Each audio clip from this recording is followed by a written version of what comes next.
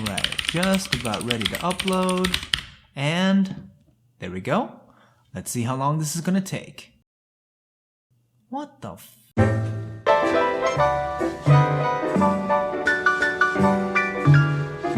So if you're a content creator, you may be thinking about making the leap over to 4K video if you haven't already. Not to say that it's the standard as of yet on platforms such as YouTube, but you see more and more folks making the transition, and in many ways, that makes sense. First and foremost, cameras that can actually shoot in 4K resolution have gotten significantly more affordable than say like 5 years ago. Take for instance the camera that I have, the Panasonic Lumix G7, probably one of the cheapest cameras that you can buy that shoots in stellar 4K video. Now the price on the G7 is known to fluctuate, but I've heard people being able to grab one for under $500 last year during the holidays, which is crazy cheap for such a capable camera. With 4K cameras being as accessible as they are, you may be tempted in investing in one, but is shooting video in 4K worth it? Now it almost seems like a stupid question. Of course it's better to shoot in 4K. It's almost 4 times the resolution of the standard 1080p HD. Why wouldn't you switch to 4K if you had the money to invest in a new camera? Well, if you think that producing 4K content is as simple as just buying a 4K camera,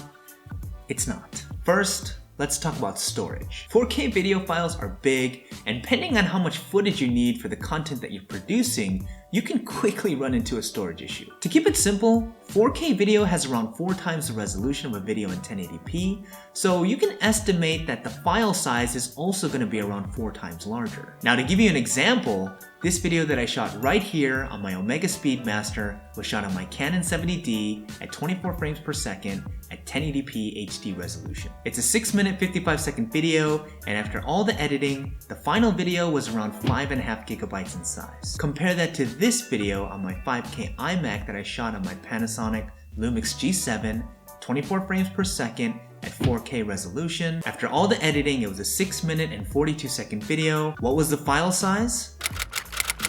Now mind you, this is just a final video comparison. In order for me to produce one 7-minute final video, usually requires at least an hour's worth of raw footage, which can take up a huge amount of SD storage as well as hard drive storage on my computer. Now I do all my video editing on this portable 240GB SSD, and it's happened to me multiple times. While editing 4K video, my computer will tell me that I've run out of storage, which is extremely frustrating. Mind you that my videos average around 7 minutes. If the videos that you're thinking about converting over to 4K average more like 15 to 20 minutes in length, and you upload regularly, you're likely going to have to invest in some sort of storage solution, and depending on the solution that you go for, can be quite expensive. The way that I deal with this is that I actually delete all the raw footage after the final edit, and I only keep the final video that I store on my hard drive on my computer, which I know to some content creators is an absolute no-no. Since we're talking about storage, let's talk about something even more important. This is pretty much what I experienced when I first wanted to make the jump over to 4K video. Alright, just spent the last 2 hours filming all this 4K video.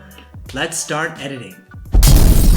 I shot all this beautiful 4K footage, but at the time, my primary video editing computer was this 2011 MacBook Pro. And trying to edit 4K video on Final Cut Pro was virtually impossible using this computer. You have to understand that 4K video files have way more data than compared to like 1080p HD video files, and you're going to need a pretty spec'd out computer to properly view and edit 4K content. So if you're using a computer with an older processor and not the best graphics card, you're likely going to have to invest in a new computer, and again, depending on the type that you go for, can be quite expensive. As my 2011 MacBook Pro was a serious no-go for 4K video, I ended up getting this guy, the 5K iMac. Now it is a refurbished late 2015 5K iMac, but it still put me back around $1,300. Now I could have gotten a cheaper solution, but a big part of this decision was getting a screen that could actually properly display 4K content. I mean seriously, what's the point of shooting 4K video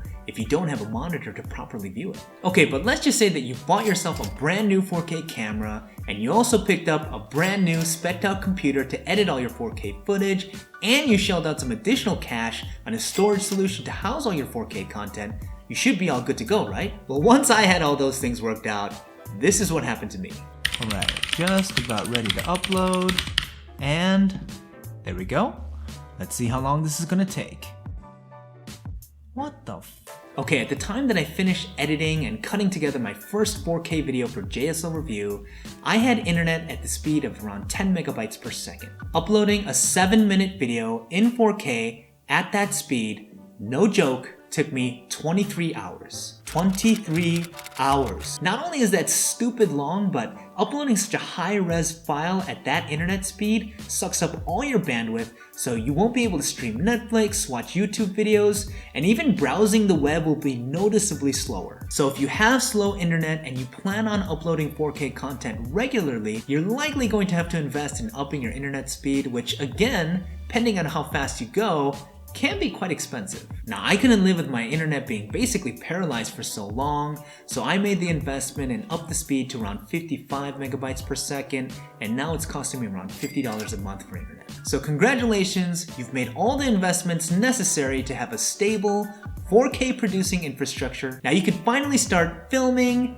editing, producing, and sharing 4K videos with the world without taking days to do so. Now you would think with all the time and money that you've invested in this venture, people would appreciate it, right? They would at least notice, right? Well, you might be in for a rude awakening. According to 2017 YouTube statistics, over half of the videos being consumed on YouTube are being viewed on mobile devices. Now to put this into better context, how many smartphones actually have a 4K display? I only really know one. The one phone that has a true 4K display is the Sony Xperia Z5. Do you know anyone that has the Sony Xperia Z5? And here's the main point. Even if someone did, and you put that phone next to a non-4K display phone, would most people be even able to tell the difference? With screens on smartphones being so small, the answer is likely no. At least not significantly noticeably different. So, is shooting video in 4K worth it? For most, the answer is probably no, not right now. As most people who are watching YouTube videos are watching them on devices that don't even support a 4K resolution,